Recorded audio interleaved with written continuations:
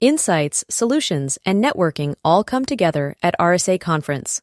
Join a global cybersecurity community at rsaconference.com/ITSP-MAG24. Marco. Sean. Postcard in hand. I'm ready to roll. Yeah? Where are you going? Actually, that's a mistake because I'm off to go get a postcard so I can send it off somewhere else. First you want to get to the place. And I do want to get. You can send the postcard because it might take me a few days to get there. Yeah. Yeah. Where are you going? Up there? Space. Going up there. We're going way out.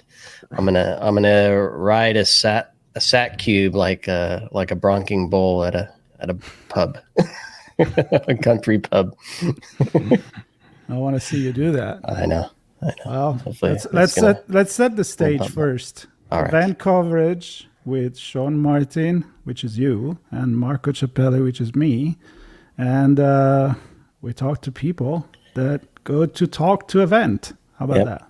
Yep. We get the pleasure to attend many events before, during, and after, in person and virtually, and talk to cool people doing cool things. And today, that cool person is Tim Fowler. Tim, thanks for joining us. My pleasure. Thank you for having me. Yeah, it's very, very good to have you on. And that cool thing is hacking satellites and connected to event Hack SpaceCon, which congratulations, you were selected to participate in that event. I know it's not always easy getting accepted into those things. Yeah, the CFP slog is brutal. You know, the one thing I have to always remind myself when the inevitable rejections do come in is like, it's tough. Like, you know, I've organized conferences before where it's like, okay, we've got like 15 slots, 60 submissions. Like, good luck. And so all the conferences that I've ever gotten rejected to, I don't take it personally. It's, you know, it's like, that stinks. But at the same time, then you see the lineup and you go, yeah, I get it. I get it. That was better than mine. So it's a good thing, right? I mean, doesn't it push you to do raises the level more? Yeah, it does. It absolutely does. I'm going to try to get into ShmooCon this in 2025, as it's the last year. I've tried and I've gotten very, very close, but it just hasn't worked out. But yeah, it's always one of those things that it's not an indictment of your research, your efforts, or anything like that. It's just, hey, we've got so many slots. We want to focus on this particular content. And, you know, we made a decision, and, you know, it's try harder, and stuff, but there's also a plethora of conferences out there that, you know, if you don't get into one, submit to more. And what this tells me, which I think is pretty cool, is that there are a lot of people looking at a lot of things that presumably a lot of them are really cool, like what you're doing, even if you don't make it for every single conference. There's a lot of work going on, and I mean, that gives me hope. Yeah, there absolutely is, and there's so many little areas to specialize within the cybersecurity realm and stuff like that. And for the longest time, I've spent on offensive security. That's what I do for a day job for Black Hills Information Security, penetration tests, assume compromise, and stuff like that. But it's been in the last couple of years that I've really taken that focus and shifted it to a sector that isn't historically gotten a lot of attention from a security perspective, and that is the space domain. You know, here in the U.S., we've got the Space Force now, which is really, really cool. Well, depending on your perspective of it, and things like that. But it's like, how can I take what I know and breaking into organizations and breaking networks and making things work from my pleasure as a pen tester and an attacker or simulated attacker, and apply that to the space domain, figuring out where the gaps are across the industry, where we kind of collectively have to move, as especially with the democratization of space, it's taking place where it's no longer just the governments and the militaries that are operating in the space apparatus. It's Amazon and Google, and pick every tech company that you know has some kind of presence and influence in space and stuff. We're on the what I call the space race 2.0, where it is the public race to space, and with that is going to come the need for us to better secure not only our assets in space today, but more so for the future. I liken it to the ICS realm, where 10, 20 years ago, ICS was absolutely a thing, but nobody was really talking about it from a security perspective. And as things became more accessible, and technology kind of changed and things like that, we started to see is like, hey, there's something going on here. We need to take a focus on that. And that's kind of where I'm at in my research and efforts from a space perspective.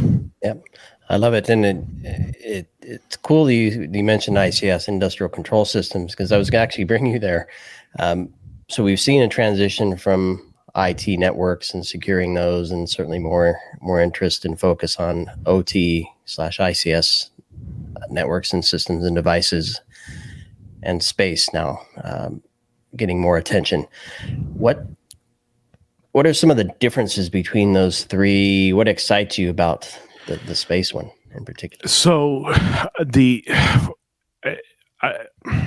fundamentally, the thing that excites me about the space part is it's no different than the other two.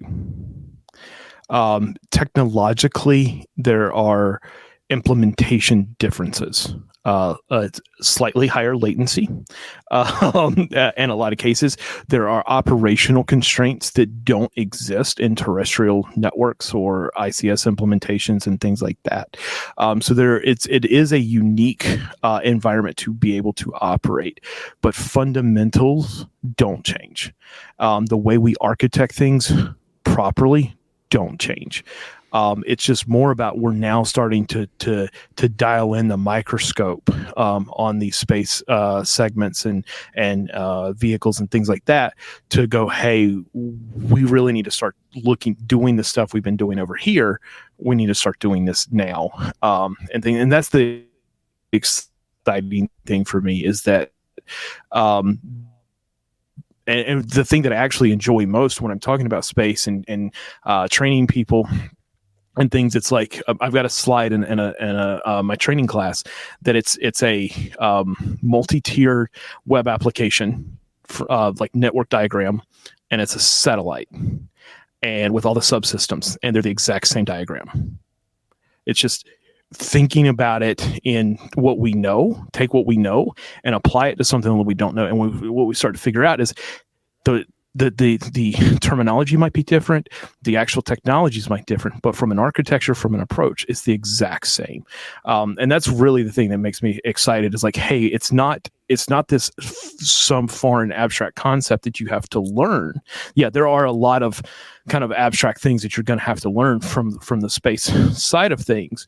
But if we can put it into concepts that we already understand, it makes it much more approachable, and then you can learn the details as you go, as long as you understand those fundamentals. Very cool. So I'm not going to wear my society hat right now because I had plenty of conversation about how it's space influence in everyday life and GPS and many, many, many more.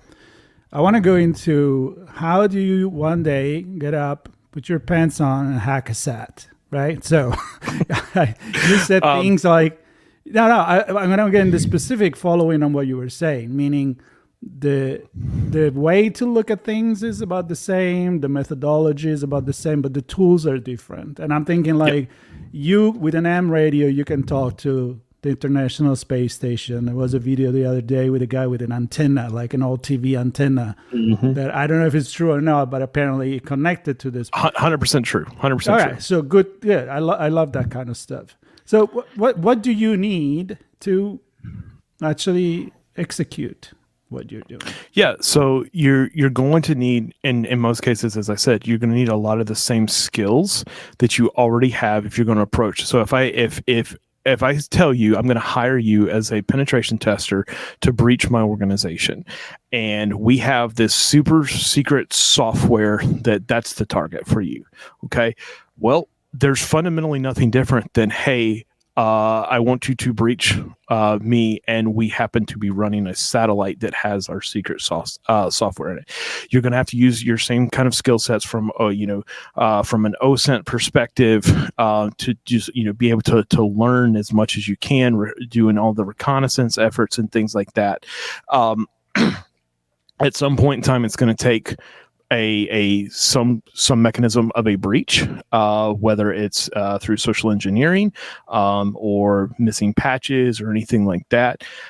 Credential misuse is a common one. We saw that in the K8 sat hack on the eve of the Ukrainian invasion, where credentials were compromised and were used in an unauthorized way. And so from that perspective, I'm literally going to treat it just like I would like a normal penetration test and stuff. Where the complexities start to change is when we actually get into the communication, the system of actually interacting with the satellite, understanding what the protocols are, understanding what the packet structure looks like, the command structure, the telemetry structure. That's where it does start to get a little bit different, and you do have to understand kind of at a specialized level that there are intricacies and things like that.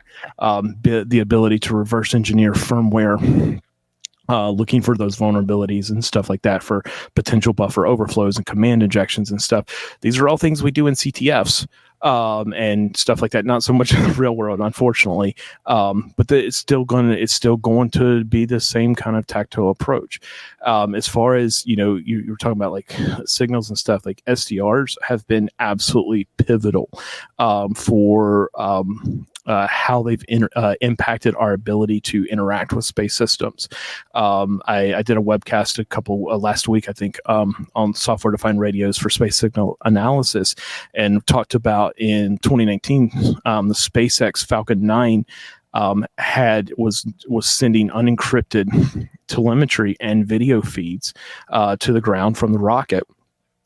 And some very intrepid hackers were able to demodulate that and decode that and stream the SpaceX Falcon 9 live video from, I think it was the stage 2 liquid oxygen tank camera. And then 3 weeks later, within 3 weeks, all communication or all telemetry was encrypted, which is cool. But that was a capability of software-defined radio with just signal processing. And a lot of that aspect can happen offline once you capture those initial signals. It's just a matter of brute force and determination to eventually we're going to be able to reverse engineer those, decode those, and demodulate those appropriately to be able to see what's there. And if you're dealing with the unencrypted communications, now the whole gambit is there. And there are reasons that communications are unencrypted, especially in space systems.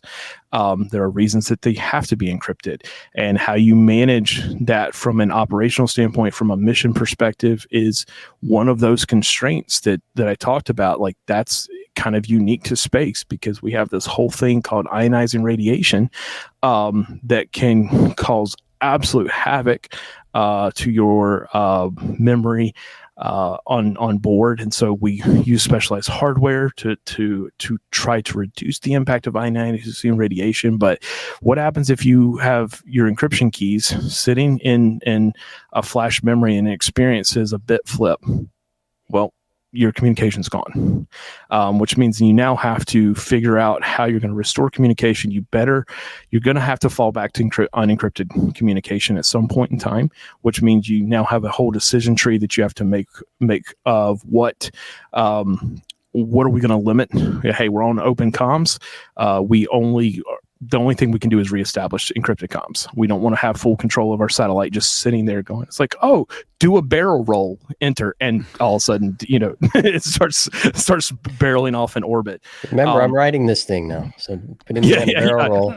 Yeah. Well, hold on, it's going to get real interesting. No, but yeah, and so Fundamentally, again, it's the same type of stuff that we look at from web applications, from desktop application, reverse engineering, and binary stuff like that. It's network protocols and stuff like that. It's just they're done in a very specific, very strategic way that we're not necessarily used to kind of approaching from a general cybersecurity perspective.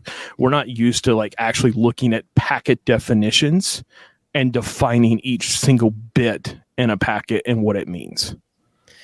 So this might seem like a lame question, and that's because I'm lame and I don't know everything, thankfully. I like to continue to learn. But see, you mentioned software-defined radios. I think look over to software-defined networks, and a lot of stuff you just described was around software and the communications between software and systems. But I'm just wondering the role of software here. Has it increased over software time? It's yes. So software has always been a thing. Well, not always. So Sputnik 1, it really wasn't software. It was just all integrated circuits, or not even integrated circuits, just circuits doing it purely electrically through signal processing stuff. But the modern satellite is a flying hunk of chips and processors and stuff that is to support the software. Software is the key. It is the biggest weakness if we look at historical events, even into recent moon landings and things like that for different countries. And it fundamentally has come down to the success and failure is dependent on software. Because the software side of things is really, really, really difficult inherently. Don't throw out cybersecurity. Just getting the software to function and predict and to account for every possible variable and thing, that in of itself is a challenge. And in doing so, that's typically where you may introduce vulnerabilities and things like that from a cybersecurity perspective, because we're having to account for every possible state and iteration and processes, and we're designing PID controllers to be able to manage our movements and predict, and like it's very complex systems from a software perspective that takes a lot of thought, a lot of execution. It has to be well designed, and it has to be fault tolerant. You talked about software defined networking, like the new thing. I want to say new. SDR in satellite applications has been around since the 90s. But really, it's this concept of software defined satellite, where you have a satellite bus, a generic satellite bus that has all the bells and whistles that you necessarily need. You can go buy this off the shelf from a vendor or something like that, and then you define your entire mission, you define your entire capability purely in software. So software has always been kind of present and been the fundamental issue. As far as like when things go wrong, there are cases where it is hardware that fails, but more than times than not, it's going to be a software issue. And oftentimes software issues can lead to hardware failures when things get out of bounds and stuff like that. So at the heart of it, secure software development life cycle is fundamental. Contingency planning in your software is fundamental. That's where the heart of everything is going to be, is in software. I have a question, and I know we're going to go longer than 20 minutes already. But I'm sorry. It's not. It's totally cool. Cool. I'm fascinated by all of this. I love space and everything that come with it. So my question is, following a conversation we just had with the Isaac, right? Sean Space Isaac. And we were talking about the complexity that now it's way more than what it used to be when it was all military, like it was national control. I mean, the race to space wasn't with commercial entity. Now you mentioned that we got commercial entity. We're looking at going just for a trip to space, hotel in space. So put the futuristic hat on, and what do you see it coming? I mean, first of all, I see a lot of people needed that do the job that you do. That's for sure. And how is these commercial versus national effort and government coming all together and standards. Is it be a big mess? That's my guess. Yes, and there's the potential for chaos is always there. The one thing that I will say, in the research that I've done, and this is backed up by some other people's research and things like that, typically the bigger and the more complex the project or the mission in space, the more likely that mission is to adhere to established standards, which is good. Now, there are some caveats to that, depending on nations that you're talking about and things like that. But there are some very, very robust and comprehensive recommendations and standards. Most of them put out by an organization called CCSDS, the Consultative Committee for Space Systems Data Systems. I just call it CCSDS. That have if you want some very difficult reading, go read these blue books and green books and things like that. There are frameworks, even from NIST, and recommendations and stuff on how to secure infrastructure, both in spacecraft, both on the ground station, communication links. There are a lot of these kind of pushed for these standards, because one of the things that standards help us do is it helps us have interoperability and things. Because if let's say I'm working for space company, not SpaceX, but Space B, and then I go work for Green Origin over here. I don't necessarily want to have to learn all new stuff because it's like, oh, we're doing this super proprietary things like that. No, standardizations will absolutely help. And we're going to see, I think, more and more this kind of framework structures that people are getting on board with, and being like, okay, here's how we're going to do this, because it keeps things consistent and it keeps things stable in terms of not having a bunch of competing frameworks and things like that. And so I think we're gonna head there effectively. I call it GRC in space, governance, risk, and compliance. And there's going to be a big push for that, because we're already seeing it. Like, a great example is the space debris. It's an issue.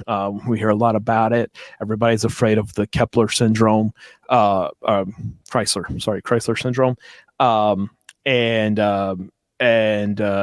where chain reaction satellites hitting satellites and debris and stuff like that. But one of the things we have to do now is, if we want to launch like a CubeSat into space, we have to have like a 10-year deorbit plan, and we have to be able to show that we can meet that, so that within a 10-year period that satellite will no longer be a threat to anybody else and stuff. And just taking some of those kind of regulatory compliance steps to making sure that we're being good stewards within space, because nobody owns space. And so, did you say, Tim? Sorry, did you say deorbit plan? Yeah, a deorbit plan. So taking it out of orbit, does that mean actually retrieving it, or blowing it to smithereens? No, the goal is to deorbit it into the atmosphere so that it burns up. But you want to make sure that you do that in a safe manner. With CubeSats and things like these nano and pico satellites, it's much less of a risk or a burden, a thing like that. It's more you're thinking, if you're wanting to deorbit, a 2,000-ton GPS satellite, that's a lot of mass. And you want to do it in a way that when you still have control over the satellite, because it's like, we ran out of batteries, we ran out of propulsion. Okay, let's just hope gravity will win eventually. But what is the carnage that it could cause on the way down, especially when you're not able to maintain your orbits and stuff like that? So it's just being able to deorbit safely. There's entire companies that are dealing with de-escalation of potential events because of collisions. They're tracking all of these satellites, and hey, you're on course to it may be 200 orbits from now or something like that, but you could potentially collide with another satellite, and being able to de-escalate, figure out who's going to move and stuff like that. There's a whole entire industry of just cooperation in space. Waste management. You just set your little dumpster bag out, and they'll come. Yeah, no, but there are actually missions to help clean up space debris and manage, especially the larger chunks. There was a mission that was scheduled, I think, January this year, where the original target was about 150 kilogram mass, but it got hit by a piece of space debris last year, and now it's 150 kilograms of much smaller chunks of debris, and they're like, yeah, we can't go and recover that. Wow. But yeah, there's cleanups efforts, and I mean, there's a whole, like, that people don't realize just how incredibly diverse the space industry really is.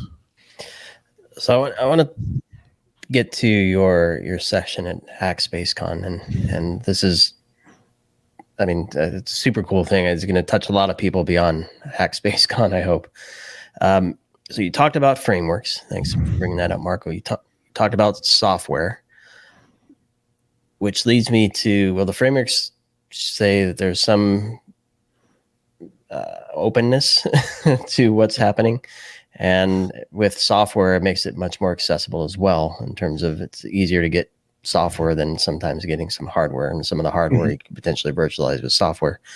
So it's becoming more accessible to folks to actually see what's going on and get in and explore and have some fun.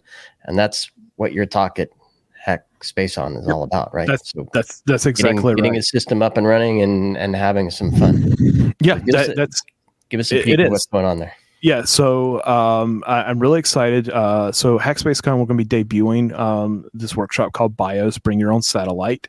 And it's effectively a kind of step-by-step process for building out a virtual satellite lab at home. And the nice thing about it is it's primarily focused on the virtual side of stuff, as you kind of talked about, like the being able to simulate and emulate things through software. It gives us the ability to go hands-on without spending tremendous amount of money and just being able to play. But the workshop just kind of walks attendees through a brief introduction to like some of the concepts and stuff, like, hey, you kind of need to know what this means to be able to actually do it. And then we walk through and go through, we deploy an open source mission control solution that it allows us to manage our spacecraft both and send commands and telemetry to and from the spacecraft. We'll be deploying not one, at least 2, possibly 3 virtual satellites of various complexities and things like that. One will be based off of NASA's core flight system, which is a flight-proven flight software that's open source. So you can kind of go play around with like some real stuff that has heritage of flying space. But I also have some custom virtual satellites that I've built for the purpose of this workshop to kind of take that the barrier of entry and drop it down conceptually. It's like, it's not the most technically accurate representation of a satellite and stuff, but it's foundationally accurate. And so where it's like everything from a command structure may be packed into bits and bytes, we're doing string-based commands and stuff like that. So you can visually see it and understand it and stuff. But then the last part of that is like kind of laying out a little framework of like how you can go and do your own, expand it and build it. But also the other aspect to that is that you can then also integrate physical hardware into the virtual environment. And I'll talk a little bit about that at the end, because there are some open source like CubeSats simulators that you can go and build and buy kits and stuff like that, of how you can then take and going off the virtual, actually do it on the real hardware. And that's where we're going to get. We got a lot to go through. It's a very short workshop time frame at Hackspace, and I'm just eternally grateful that I get to do it. They had a lot of workshops to try to pack into a single day, so we only got about an hour and 15 to go through it. But which actually works out well, because that means there will be a lot of additional steps that attendees can take after the fact to be able to continue to learn. Wow. Last question. Is the Death Star still unhackable? Which version of the Death Star? No, let's be honest. If we're still going to continue to leave gaping 2-meter holes in the side of our, star base, yeah, probably it's going to. But the hardware is an X-wing there, so you need one of those. But maybe some government requisition or something. Check Gov deals or something like that. See if we can find a used X-wing for a reasonable price. Check your local swamps. Jokes apart, this was fascinating.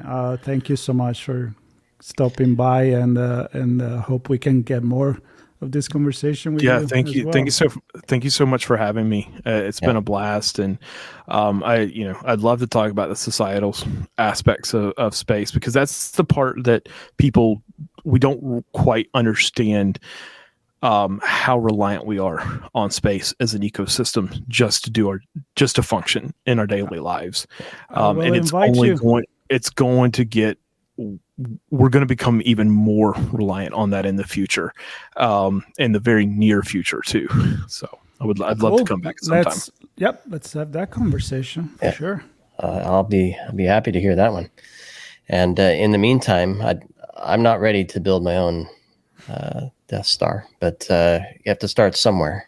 Yeah, you start with a simulated CubeSat. You go. That's my recommendation for everybody.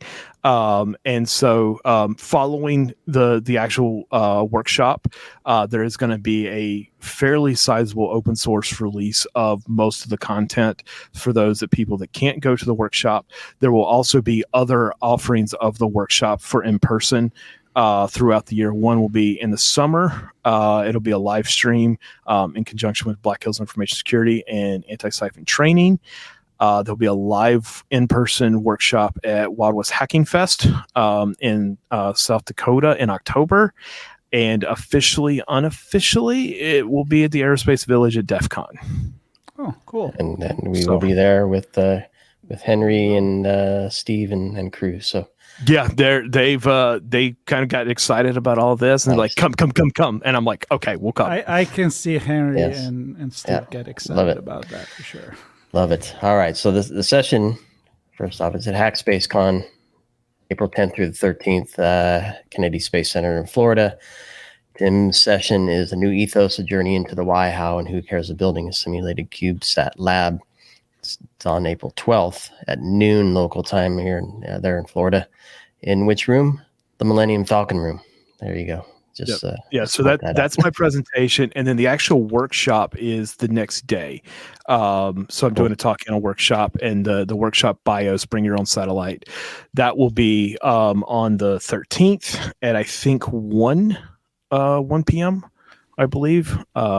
And I don't remember which room it is, but it's all up on the calendar. I'm super excited about HackSpaceCon. It is going to be an incredible event. If you can come out, be a part of the community, you're not going to regret it. I can see that, and grateful to have you on, Tim. Thanks for doing all that you do, and thanks so much for paying it forward with that session and the workshop. And of course, everybody listening and watching. Take some time there if you can. If you're interested, go and learn and participate with the community, and follow Marco and I as we continue our journey covering different events and conferences, many of which Tim mentioned we'll be at as well, either in person or virtually. So we hope to see you all there. Thanks, Tim. Thanks, Marco. Thanks, everybody, for watching. See you, everybody. Thanks, gentlemen. Insights, solutions, and networking all come together at RSA Conference. Join a global cybersecurity community at rsaconference.com/ITSP Mag 24.